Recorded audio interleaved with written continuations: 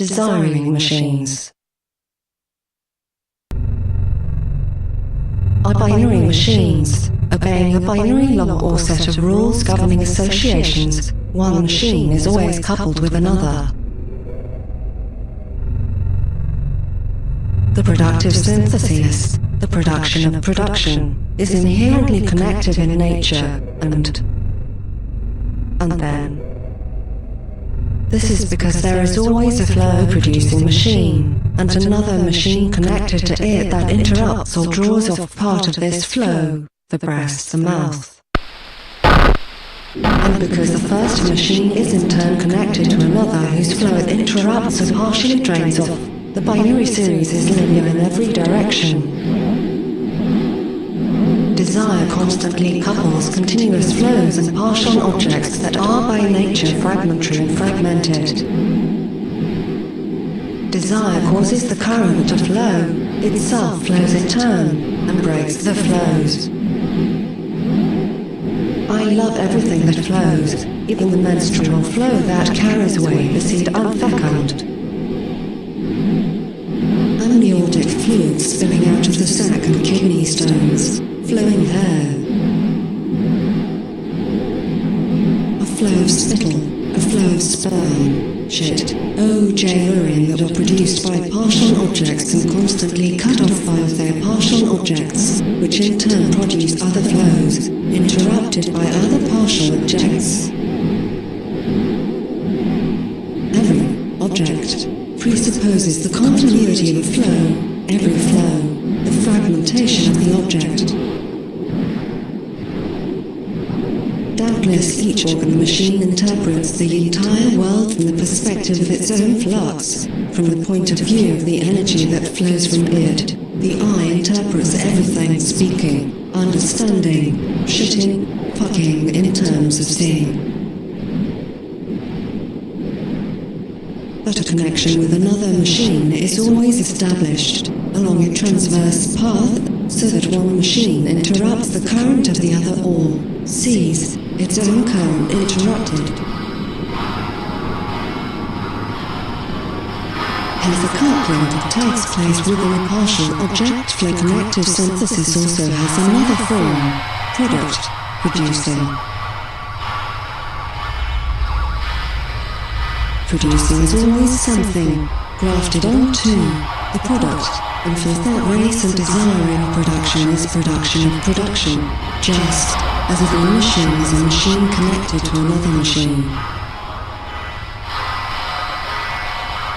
We cannot accept the idealist category of expression as a satisfactory or sufficient explanation of this phenomenon. We must not attempt to describe the schizophrenic object without relating it to the process of production. The Cameron's delight brute are a striking confirmation of this principle, since by taking such an approach they deny that there is any such thing as a specific, identifiable schizophrenic entity.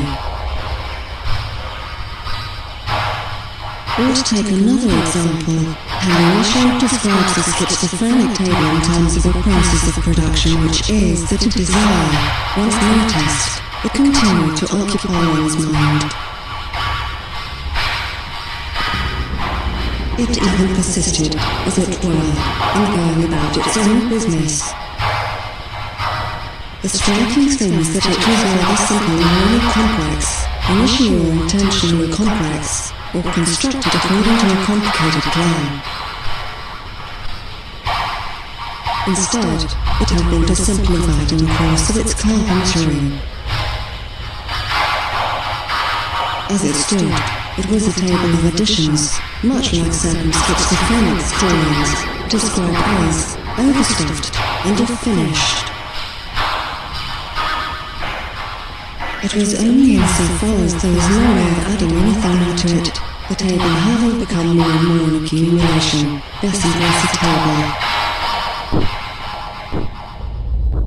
It was not intended for any specific purpose, for anything one expects of a table. Heavy, cumbersome, it was virtually immovable. One didn't know how to handle it, mentally or physically. Its top surface, the useful part of the table, having been gradually reduced, was disappearing. With so little relation to the clumsy framework that the thing did not strike one as a table, but as some freak piece of furniture, an unfamiliar instrument,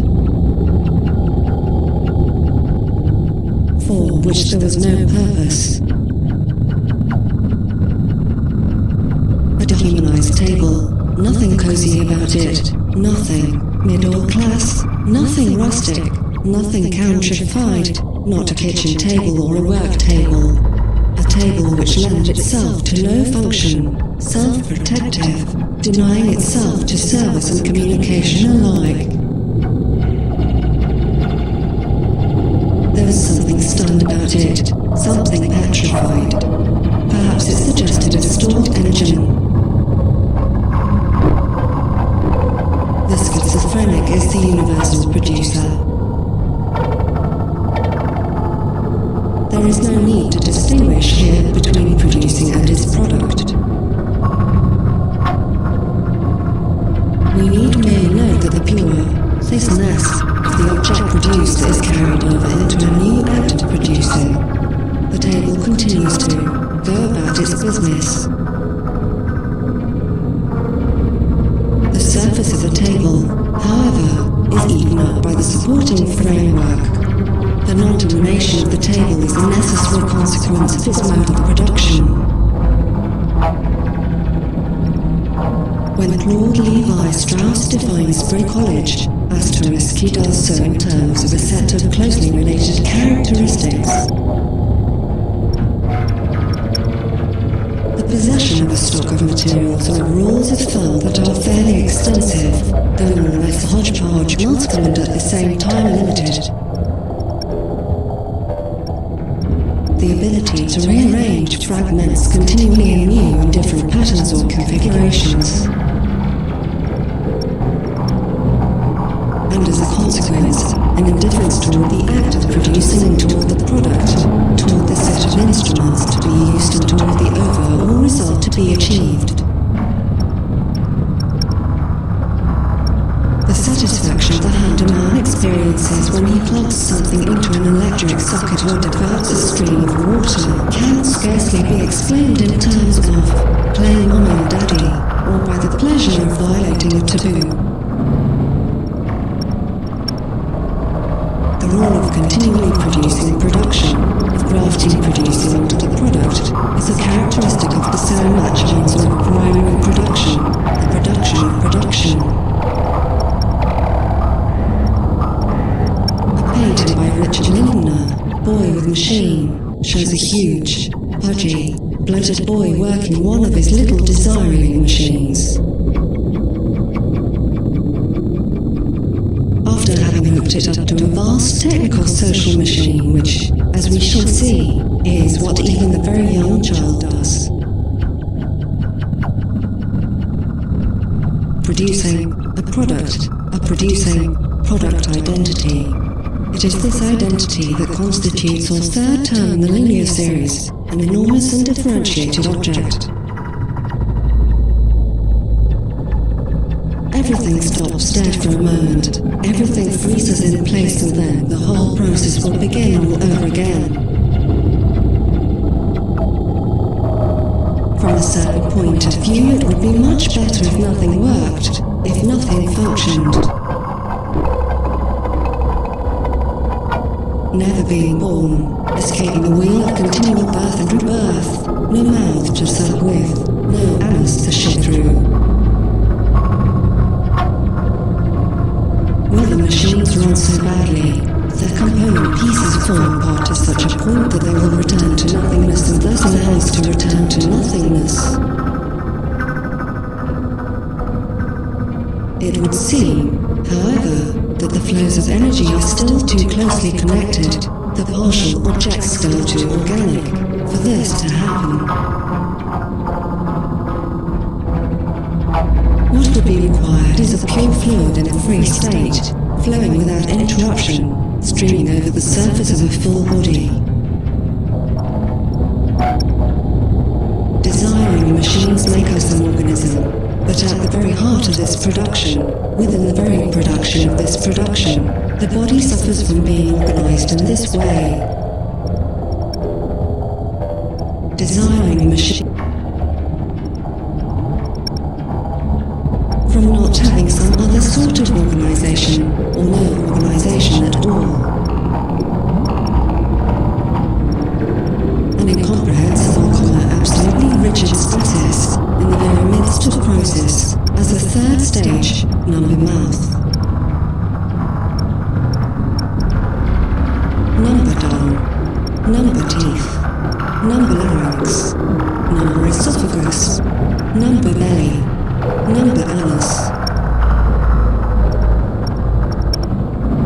The automata stop dead and set free the unorganized mass they once served to articulate. The full body without organs is the unproductive, the sterile, the unengendered, the unconceivable. And Minator discovered this one day, finding himself with no shape or form whatsoever, right there where he was at that moment. The death instinct, that is its name, and death is not without a model. For desire desires death also, because the full body of death is its motor, just as it desires life, because the organs of life are the working machine. We shall not inquire how all this fits together so that the machine will run. The question itself is the result of a process of abstraction. Desiring machines work only when they break down, and by continually breaking down. George Schreber lived for a long time without a stomach, without intestines, almost without lungs, with a torn esophagus, without a bladder, and with shattered ribs. He used sometimes to swallow part of his own larynx with his food, etc. The body without organs is non-productive, nonetheless it is produced, at a certain place and a certain time in the connective synthesis, as the identity of producing the product. The schizophrenic table is a body without organs. The body without organs is not the proof of an original nothingness, nor is it what remains of a lost totality. Above all, it is not a projection, it is nothing whatsoever to do with the body itself, or with an image of the body. It is the body without an image. This homogeneous, organless body, the non-productive, exists right there where it is produced, in the third stage of the binary linear series.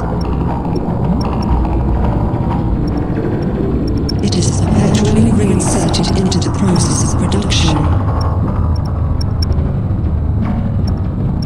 The catatonic body is produced in the water of the hydrotherapy tub. The full body without organs belongs to the realm of anti-production. But yet another characteristic of the connective or productive synthesis is the fact that it couples production with anti-production, with an element of anti-pro-dual and common apparent conflict arises between desiring machines and the body without organ. Every coupling of machines, every production of a machine, every sound of a machine.e running. Economics unbearable to the body without organs. Beneath its organs it senses there are larvae and loathsome worms, and a god at work messing it all up or strangling it by organizing it. The body is the body, it is all by itself, and has no need of organs. The body is never an organism. Organisms are the enemies of the body. merely so that many nails spicing the flesh, so many forms of torture. In order to resist organ machines, the body without organs presents its smooth, slippery, opaque, taut surface as a barrier. In order to resist linked, connected, and interrupted flows, it sets up a counterflow of amorphous, undifferentiated fluid. In order to resist using words composed of articulated phonetic units, it utters only gasps and cries that are sheer unarticulated blocks of sound. We are of the opinion that what is ordinarily referred to as primary repression means precisely that. It is not a counter-cathexis, but rather this repulsion of desiring machines by the body without organs. This is the real meaning of the paranoiac machine. The desiring machine's attempt to break into the body without organs, and the body without organs repels them, since it experiences them as an overall persecution apparatus. Thus we cannot agree with Victor Torsk when he regards the paranoiac machine as a mere projection of a person, S.O.B. tilde single quota the genital organs. The genesis of the machine lies precisely here, in the opposition of the process of production of the desiring machines and the non-productive stasis of the body without organs. The anonymous nature of the machine and the non-differentiated nature of its surface are proof of this. Projection enters the picture only secondarily, as does counter-investment. T as the body without organs invests a counter inside or a counter outside, in the form of a persecuting organ or some exterior agent of persecution. But in and of itself, the paranoiac machine is merely an avatar of the desiring machines. It is the result of the relationship between the desiring machines and the body without organs, and occurs when the latter can no longer tolerate these machines. Machines ascend together. Ascend together. Ascend together. Ascend together.